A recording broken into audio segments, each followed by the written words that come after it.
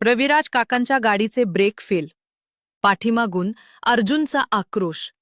आणि त्याच क्षणी मृत्यूच्या दाढेतून सायलीला आठवला स्वतःचा संपूर्ण भूतकाळ.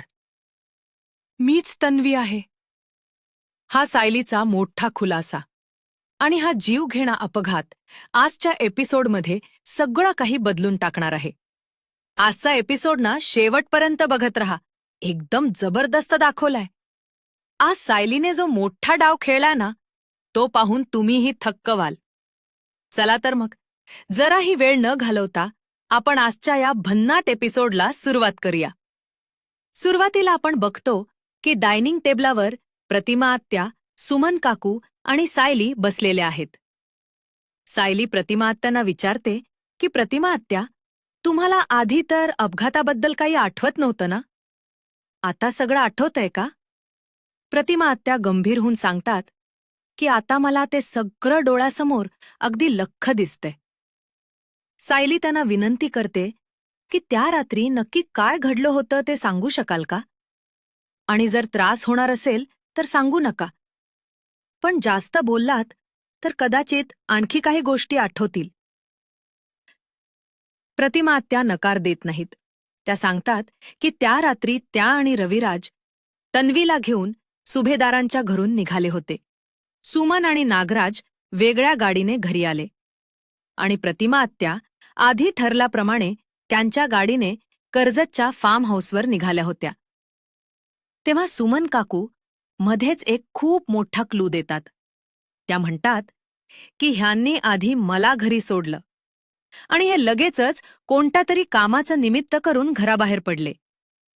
ते तुमच्या मागे आले असतील याची मला शंकासुद्धा आली नाही वहिनी. बापरे मैत्रिणींनो, यावरून स्पष्ट होते की नागराजनेच हा सगळा प्लॅन केला होता. प्रतिमा आत्या पुढे सांगतात की ते अंधाऱ्या रस्त्यावरून जात होते आणि तिथेच आपल्याला भूतकाळातला एक सीन दिसतो. एक लहान मुलगा रडणाऱ्या तन्वीला समजावतोय. अगं तन्वी, डोंट क्राय, तू सॅटर्डेला ये ना. पण लहान तन्वी हट्ट करते की मला इथेच राहायचंय. मग अर्जुन तिला विचारतो, तुला माझं हे टॉय पाहिजे? आणि तिला बाय करतो. प्रतिमा आत्या सायलीला सांगतात की तन्वी खरं तर खूप झोपली होती, पण तिच्या हातातलं ते अर्जुनने दिलेलं खेळणं काही सुटत नव्हतं. हे ऐकून सायली लगेच अर्जुनला मेसेज करते की आपण मधुभाऊंकरच्या गाठोड्यात तन्वीचं जे खेळणं बघितलं होतं ते आज येताना नक्की घेऊन या. प्रतिमा आत्या दुःखी होऊन म्हणतात की कधी कधी वाटतं हे सगळं आठवलंच नसतं तर बरं झालं असतं. तो अपघात म्हणजे त्यांच्या आयुष्यातली सगळ्यात वाईट आठवण आहे. पण सायली मनातल्या मनात ठामपणे विचार करते की तुझ्या या सगळ्यात वाईट आठवणीचं रूपांतर लवकरच एका सुंदर आठवणीत होणार आहे. हा माझा शब्द आहे आई. तेवढ्यात सायलीला अस्मिताचा कॉल येतो. अस्मिता विचारते, काय ग, माहेरपणाला गेलीस आणि तिथलीच झालीस? सायली वेळ मारून नेत म्हणते की तसं काही नाहीये, तिलाही सगळ्यांची खूप आठवण येते. मग अस्मिता बॉम्ब टाकते. ती म्हणते की ती आणि पूर्णाजी सायलीला खूप मिस करतात, म्हणून त्या दोघी अर्जुनसोबत तिला भेटायला येतात. हे ऐकून सायलीच्या पायाखालची जमीनच सरकते, पण ती तसं दाखवत नाही. अस्मिता विचारते, काय झालं, आनंद नाही झाला का? सायली खोटा आनंद दाखवत म्हणते, नाही नाही, खूप आनंद झाला ना, ग्रेट. अस्मिता सांगते की अर्जुनची मीटिंग संपली की तो निघेल आणि ती निघताना कॉल करेल. फोन ठेवल्यावर सुमन काकू विचारतात, काय झालं? पण सायली काही नाही म्हणते आणि प्रतिमा आत्यांना तयार व्हायला सांगते. प्रतिमा आत्याही रविराज काकांना तयार व्हायला सांगायला जातात. इकडे सुभेदारांच्या घरात प्रतापराव अस्मिताला विचारतात की ती इंटरव्ह्यू देत असताना चैतन्याने गोलूला सांभाळलं का? अस्मिता हो म्हणते. मग भूतकाळातला एक सीन दिसतो जिथे चैतन्य अस्मिताला विचारतो की इंटरव्ह्यू कसा झाला? अस्मिता सांगते की छान झाला, पण नाईट शिफ्ट करावी लागणार आणि तो तिच्यासाठी ऑप्शनच नाही. ती चैतन्याचे आभार मानते की त्याने आज गोलूला सांभाळलं. अस्मिता प्रतापरावांना सांगते की हे सगळं तिला कोणाशी तरी बोलायचं होतं. सायलीशी बोलता आलं असतं, पण ती प्रतिमा आत्यांकडे आहे आणि तिला तिथे त्रास द्यायचा नव्हता. ती म्हणते या सगळ्यात चैतन्यानेच तिला समजून घेतले. प्रतापराव विचारतात की हे सगळं माझ्याशी शेअर करावंसं वाटलं नाही का? अस्मिता सांगते की डॅड, तुम्ही कामात बिझी होतात, कामाचा स्ट्रेस होता आणि मम्माला सांगायची हिंमत नव्हती. मग त्यांना कसं सांगणार? प्रतापरावांना वाईट वाटतं. ते म्हणतात की हे त्यांचं चुकलंय. मुलं मोठी झाली तरी आईबापांना त्यांच्यासाठी वेळ काढावाच लागतो. ते तिला पाठिंबा देतात. तू नोकरी कर. तुला जी मदत लागेल ती मी करेन. तुझ्यासाठी एक चांगली नोकरी पण शोधतो. पण बाकी सगळं तुलाच करायचंय. माझी ही छोटीशी मदत चालेल ना? अस्मिता खुश होऊन थँक्यू डॅड म्हणते. मस्त दाखवला त्यांनी हा बाप लेकीचा सीन.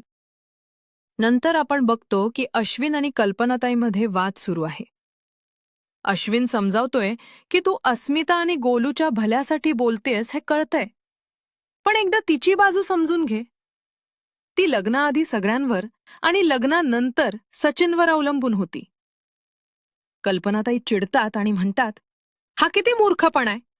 अस्मिता कोणावरही अवलंबून नाहीये. ती काय मला ओझं झालीये का?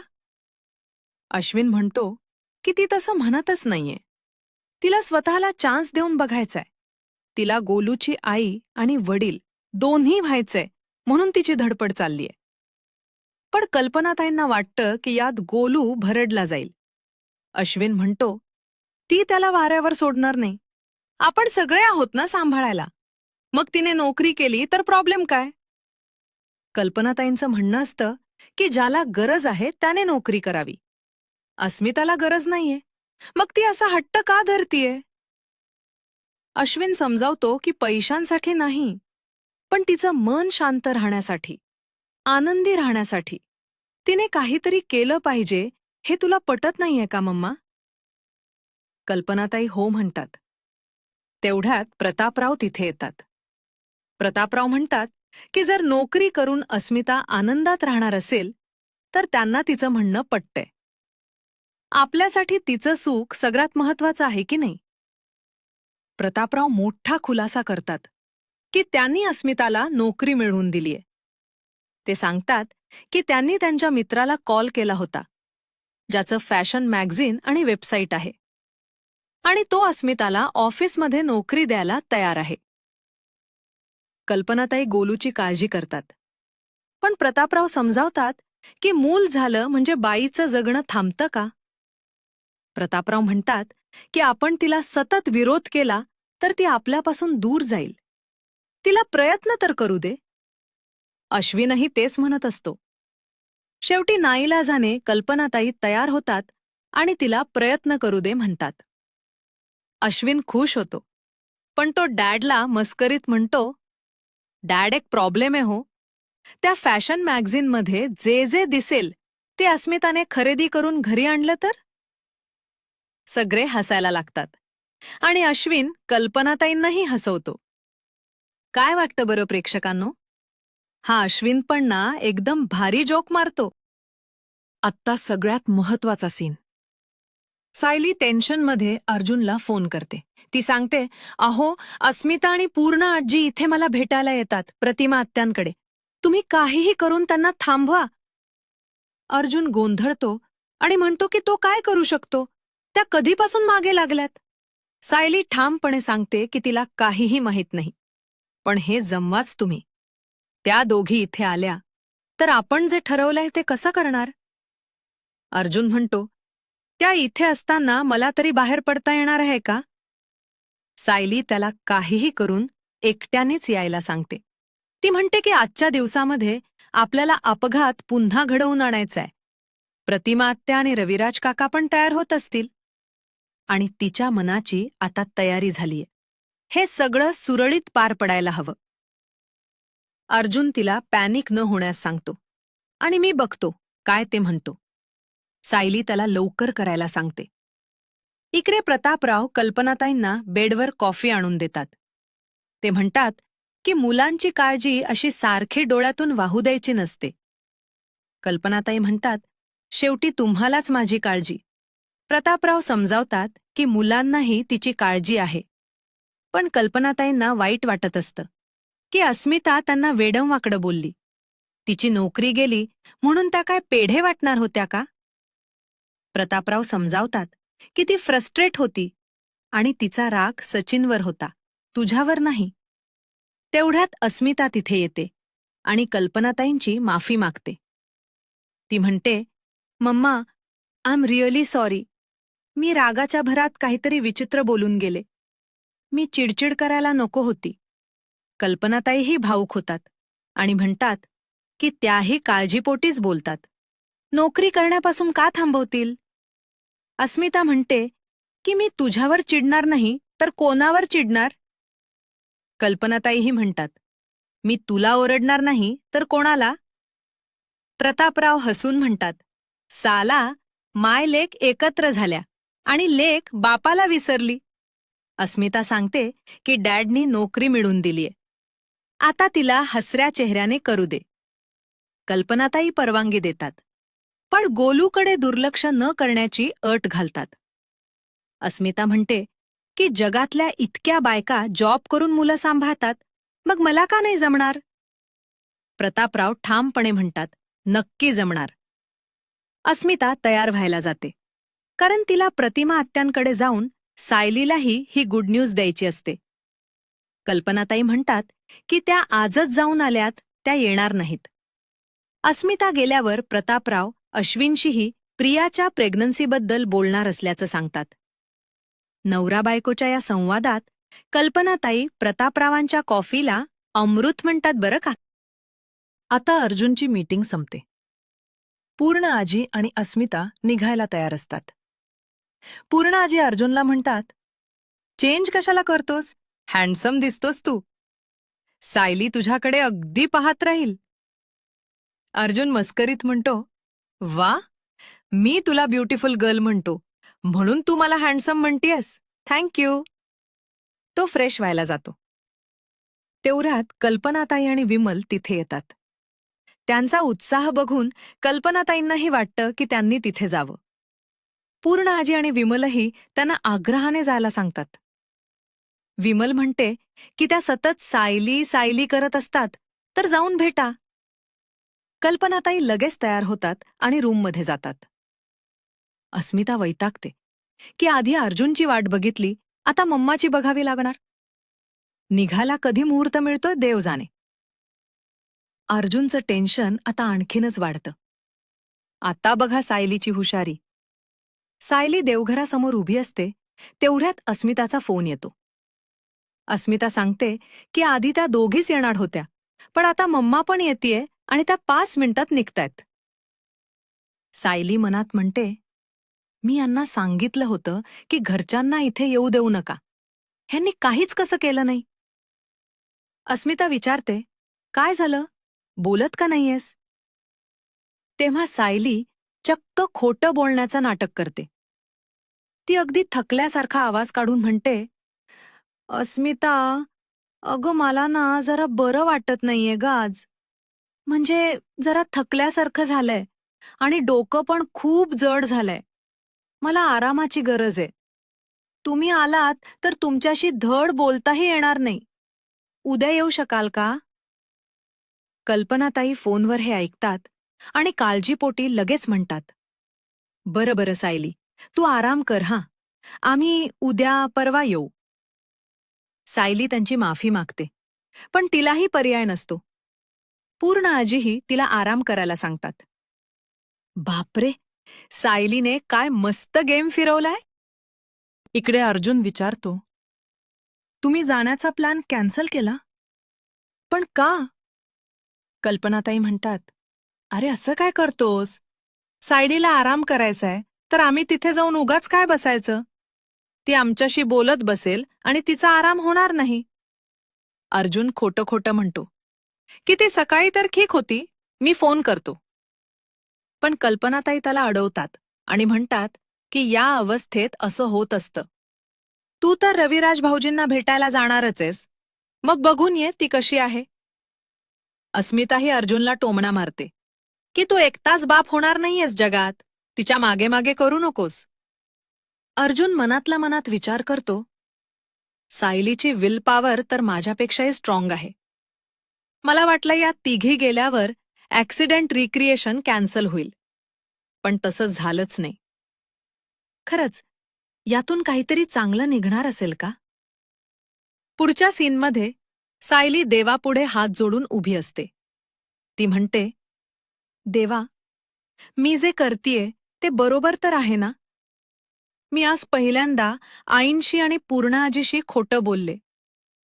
पण देवा, तुला माझा हेतू माहितीये ना? मी प्रतिमा आत्या, रविराज काका यांना पण अजून काहीही सांगितलेलं नाहीये. मी जे करणार आहे त्यात मला यश दे देवा. माझ्या पाठीशी रहा.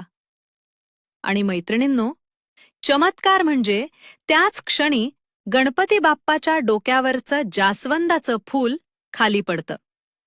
देवानी सुद्धा तिला कौल दिलाय. आणि प्रेक्षकांनो, आता येतो अंगावर काटा आणणारा प्रोमो. काळोखी रात्र आहे. रविराज काका गाडी चालवतात. बाजूला प्रतिमा आत्या आहेत. अचानक रविराज काका घाबरून ओरडतात, अरे, ब्रेक लागत नाहीये प्रतिमा. त्यांच्या गाडीच्या मागे अर्जुन दुसऱ्या गाडीत आहे. तोही गाडीजवळ येऊन जीवाच्या आकांताने ओरडतोय, सिनियर, हँडब्रेक, हँडब्रेक. हे भयानक दृश्य पाहून सायलीला तिचे बालपणीचे सगळे प्रसंग डोळ्यांसमोर दिसायला लागतात. लहानपणची ती, लहान अर्जुन, त्याने दिलेलं खेळणं, सगळं काही लख्ख आठवतं. सायलीला धक्का बसतो आणि ती स्वतःशीच म्हणते, मला प्रत्येकाचा चेहरा आठवतोय. म्हणजे याचा अर्थ मी तन्वी आहे. बापरे, आता पुढे काय होईल? हा अपघात रविराज आणि प्रतिमा आत्यांच्या जीवावर तर नाही ना बेतणार? सायलीचं हे सत्य आता समोर कसं येणार?